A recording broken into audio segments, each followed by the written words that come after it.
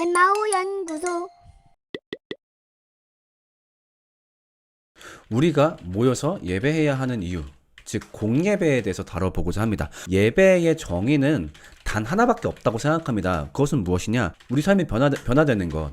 우리 삶의 가치관이 변화되어서 그 삶을 통해서 세상에서 선을 베풀고 남다른 삶을 살아가는 것. 이것이 하나님이 받겠다고 했던 유일한 예배예요. 그리고 이 예배를 구현하기 위해서 모임을 하는 거죠. 그래서 공예배는 무엇이냐? 다시 한번 얘기하지만 하나님이 받으시는 예배를 드리기 위해서 모이는 게 바로 공예배예요. 그러니까 이 공예배 자체가 예배가 아니라 공예배는 하나님께 예배를 드리기 위한 모임인 것이죠. 자, 이건 저의 급진적인 주장이 아니라 성경에 나와 있는 주장이에요. 뭐냐면은 성경엔요, 예수님 이후로 성경에 공예배가 등장한 적이 없어요. 실제로 교회사를 봐도 마찬가지예요. 그러니까 우리가 이제부터는 뭐 정해진 예배를 드려야 되고 정해진 어떤 걸 해야 되고 그게 아니라 어떻게 시작이 됐냐? 그냥 모였어요. 뭐냐면 예수님이 승천하시면서 우리한테 부탁했어. 얘들아, 내가 너네한테 부탁할게. 새 계명을 지키면서 살아라. 그 다음에 나를 기억해라. 세례와 성찬을 통해서 나를 기억해라. 이 두 가지 부탁을 하셨어요. 그러니까 이게 바로 어찌 보면 본질적인 예배인 거죠. 자, 그러면은 이거를 구현하려면 어떻게 해야 될까? 좀 모일 필요가 있는 것 같아. 좀 우리 모여보자. 그래가지고 되게 심플하게 모인 거예요. 왜 일요일에 모였어요? 토요일에는, 그러니까 그때 당시 그리스도인들도 이제 유대인으로서 생활을 했다 보니까 유대인의 회당의 모임이 있었고, 그 다음에 또 바로 모임하긴 그러니까 이들과 분리되어서 우리 유대인 중에서 그리스도 모이는 사람은 좀 따로 모이시다. 그래가지고 일요일날 모이기 시작한 거죠. 특히나 토요일 유대인 회당의 모임을 더 참석하기가 어려웠던 게, 저 랍비 이름을 까먹었는데 무슨 랍비가 취임했을 때부터는 아예 기독교를 이단이라고 정죄하기 시작해요. 그래가지고 유대인들의 모임을 스타트할 때 아예 항상 읊는 고정된 문구가 있었거든요. 이름이 기억 안 난다. 그 중에 아예 그러니까 예수를 믿는 사람들은 아예 저놈들을 하나님의 저주가 내리게 해주소서, 이제 이런 문구가 추가가 돼요. 그러면서 아예 나중엔 여기를 못 간 거죠. 그러면서 일요일날 모임이 고정되기 시작한 거예요. 이거는 좀 제가 급진적으로 주장하는 게 아니라 뭐 김명국 교수님이라든가 특히나 이제 그 루터교 최주원 목사님도 얘기를 하시는 거예요. 그럼 모여가지고 뭐를 했냐? 정해진 게 없어요. 그냥 모였어요. 모여서 오히려 되게 뭐랄까 형식적이지 않은 모임을 했어요. 제일 중요한 게 뭐였냐면 밥 먹었어요. 왔냐? 왔으니까 뭐해? 배고프니까 밥 먹지. 밥 먹는 게 중요한 게, 밥 먹을 때 보통 공동체성이 형성이 되니까 세 계명을 지키면서 살아가려면 나 혼자 힘으로는 안 돼. 공동체성이 있어야 되고, 우리 중에 이 세 계명을 누리지 못하는 사람이 있진 않나, 도와야 되는데, 그러려면 친해야 될 거 아니야. 그러니까 왔으니까 밥 먹어. 밥 먹고 난 다음에 그 다음에 하나님이 우리한테 뭘 행하신지 좀 기억을 해야지. 그러니까 그것을 그러니까 어떤 예수님의 이야기도 나누는 거죠. 제가 이번엔 기억한 예수님의 이야기를 말해볼까 해요. 아니면 그 중에서 좀 구약의 말씀에 능통한 사람은 그 성경을 가지고 말하기도 하고 그렇게 하는 거죠. 그 다음에 예수님이 세례와 성찬하라고 했으니까 성찬을 나누면서 예수님의 사건을 더욱더 기억하고, 그 다음에 공동체의 일원이 된 사람이 있으면 세례를 주기도 하고, 그 다음에 우리 돈 모으자. 왜? 세계명을 지키면서 사는 것 중에 제일 좋은 방법이 돈을 모으는 거니까, 돈을 모아서 하나님 사랑을 기억하는 데 보태고 이웃사랑 실천하는 거니까 돈 모았던 거죠. 그 다음에 함께 봉사활동을 하기도 하고 이렇게 금융하기도 하고, 그냥 이렇게 된 거예요. 이게 초기 기독교 공동체의 모임이었어요. 정해진 게 없었어요. 그러니까 이거를 구현하기 위해서 뭐를 할까 하다 보니까 자연스럽게 발생한 거죠. 그러면서 이것이 초기 교부 시대를 거치면서 어느 정도 정형화되기 시작하는데, 그때도 지역마다 다 달랐어요. 그러니까 각각 정해진 게 있는 게 아니라 정말 자연스러운 모임이 되었던 거죠. 그래서 교부 시대를 거치면서 그 디다케라든가 그 초기 문서를 보면 나와 있지만 뭐 순서 별거 없어요. 그냥 애찬 나누고, 그 다음에 성찬도 나누고, 물론 이 애찬 성찬이 명확하게 나누어져 있지 않기 때문에 이걸 동시에 했다는 주장도 있고 따로 했다는 주장도 있는데 뭐가 진짜인지 몰라요.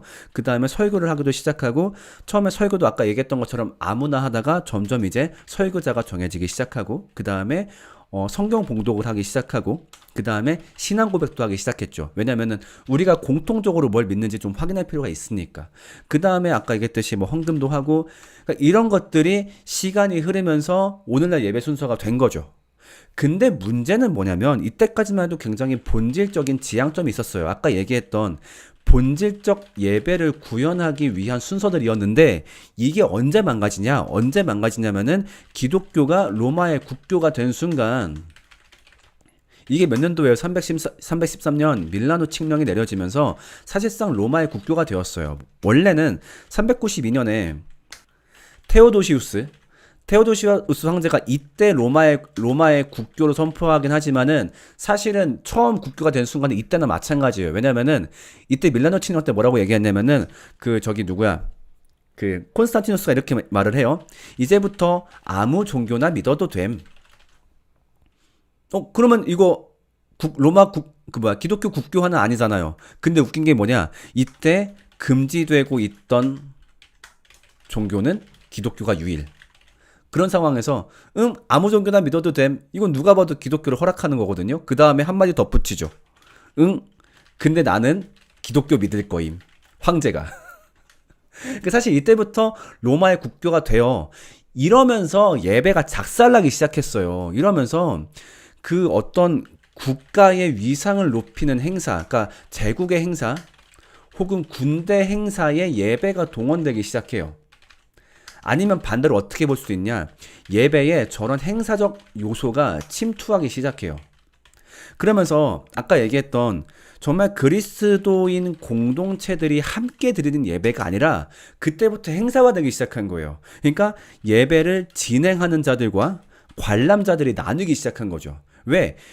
이 어떤 보통 제국의 행사, 군대 행사 이런 것들의 목적은 뭐예요? 그 집단의 위험을 드러내는 거. 그러면 이 집단의 위험은 어떻게 되어 있냐? 보통 이 집단들은 위계질서가 있다 보니까 위계질서의 상위에 있는 사람들은 강단 앞에서 뭔가를 하고 다수의 회중들은 그것을 관람하게 하는 거죠. 얘네들한테 뭔가를 기대하는 게 없어. 그냥 와서 이 행사 관람해. 우리가 얼마나 쪘는지 관람해. 이것이 끼기 시작하면서 예배가 겁나 행사화되기 시작한 거예요. 그러면서 이 종교도 계속 국가 권력과 결탁이 되면서 이 행사를 통해서 자기네들의 위험을 자꾸 높이고 싶어 하다 보니까 자꾸 예배에 막 신비적인 요소를 동원하고 뭔가 내가 제일 그 천주교 성당 가면 싫은 거 막 그 구분된 막 의자에 앉기 시작하고 사제들이 그게 무슨 짓거리들이야. 이게 그때부터 예배가 조져진 거예요. 그러니까 예배의 원료는 뭐다? 예배의 원조는 뭐다? 없다. 공예배로 뭐를 해야 된다. 그런 규칙은 없다. 그냥 우리가 본질적 예배, 즉 삶의 예배를 구현하기 위해서 어떻게 할 것인가 이것에 대한 고민의 결과라고 한다면 뭐든지 좋다. 반대로 이것에 대한 고민의 결과가 아니라고 한다면 뭐든지 안 좋다라고 하는 거죠. 그러니까 예를 들면 오늘날 예배 순서 가운데서 그게 다 나쁘다는 게 아니에요. 오늘날 예배 순서를 고민하면서도 이런 고민해야 되는 거죠.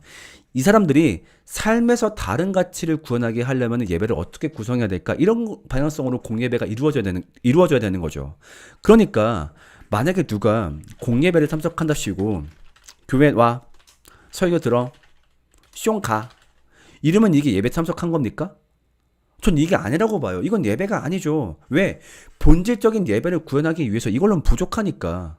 그래서 예를 들면 제가 있는 교회에서는 예배를 어떻게 구성하냐면요. 참고로 저희 교회 청년부 같은 경우는 제가 주도하다 보니까 예배 구성 같은 경우는 2시간으로 예배를 구성합니다. 청년부들 2시간 동안 예배를 해요. 근데 2시간 동안 어떻게 하냐면은 순서를 3개로 나누어요. 첫 번째는 교제, 경배, 말씀. 그래서 사실 이 시간이 되게 독특해요. 뭐냐? 예배 시작하면은 30분간 그때부터 수다를 떱니다. 수다.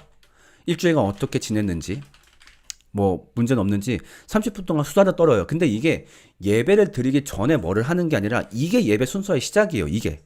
그래서 그 전까지 청년들이 다 와요. 이거 하고 그 다음에 우리가 하나님께 경배 찬양을 돌리고 그 다음에 말씀을 듣죠. 말씀도 제가 일방적으로 설교만 하는 게 아니라 이것도 어떻게 되냐면 설교한 다음에 소그룹으로 대화하고 토론하고 그 다음에 공개적으로 질문 질의하고 이렇게 예배가 맞춰요. 이렇게 예배를 2시간 동안 구성을 해요. 어떤 분은 그렇게 말할지 모르겠어요. 예배 시간에 거룩하지 못하게 갑자기 막 교제 나누고 말이야. 심지어 이 교제할 때 과자 먹거든요. 어디 예배 시간에 과자 까먹으면서 말이야. 이런 관점들은 자꾸 예배를 어떤 그런 뭐랄까 엄숙한 행사로 자꾸 생각을 하는 거죠. 무슨 막 위험을 선보이고 막 그런. 아니요, 그것이 공예배의 취지가 아니에요. 제가 이렇게 예배를 하는 이유는 예배를 만만하게 봐서 예배를 막 자유롭게 봐서 그게 아니라 저는 오히려 예배에 대해서 누구보다 고집스럽기 때문인 거예요. 왜? 예배란 것의 목적은 무엇이냐? 아까 얘기했던 요것이 예배이기 때문에 우리가 공예배를 모인다면은 이거를 구현하도록 노력해야 돼. 근데 이거를 구현하려고 하면은 그냥 와서 설교 듣고 찬양 몇 개 부르고 쇼 가. 내가 봤을 땐 그렇게 해서 사람의 가치관이 변하지 않거든. 그럼 내가 봤을 땐 이런 방법들을 동원해야 되고, 특히나 교제 시간 때는 정말로 편하게 교제를 해야 되고, 그래서 저는 이렇게 예배 구성을 하는 거죠. 그래서 공예배를 바라볼 때 이렇게 바라봐야 된다라고 생각을 해요. 그래야 본질적인 예배를 바라볼 수 있고, 공예배 자체에 잘못된 어떤 집착을 하는 게 그칠 수 있다라고 저는 생각을 합니다. 썬돌님, 목사님, 예수님이 안식일 다음날 부활하셨던 것 때문에 일요일날 모이는 걸로 알고 있는데 잘못 알고 있는 건가요? 그러니까 이건 저는 예배에 있어서는 제가 되게 최주은 목사님의 의견을 엄청 제가 존경하고 따르거든요. 이분이 쓰셨던 예배란 무엇인가 이 책을 너무너무 잘 봐가지고. 근데 이분이 말씀하신 건데, 그러니까 그렇게 말씀하시는 분들이 많이 있죠. 그러니까 예수님의 부활 날짜가 일요일이기 때문에 일요일날 모였다. 근데 사실 이거를 정확하게 증명할 수 있는 전승은 없다라고 하더라고요. 그리고 오히려 아까 제가 얘기했던 자연스러운 모임이 오히려 그 계기가 되었다라고 보는 게 조금 더 적합하다라고 말씀하시더라고요.